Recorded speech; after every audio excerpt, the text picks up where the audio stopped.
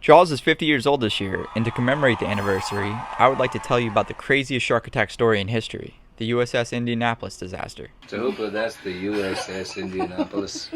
While Jaws is the most famous and terrifying shark tale, known by most people around the world, what the men of the USS Indianapolis endured was far more terrifying, and it has the added benefit of being true.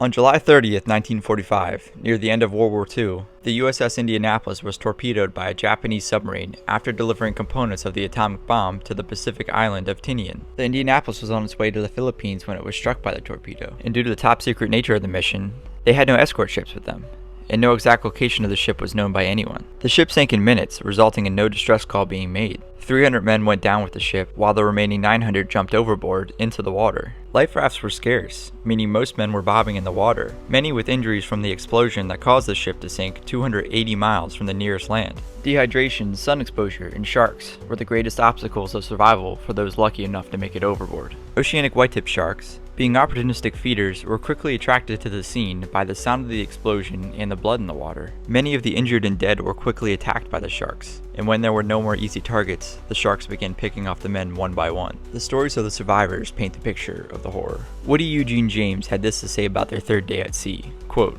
"The day wore on and the sharks were around, hundreds of them. You'd hear guys scream, especially late in the afternoon.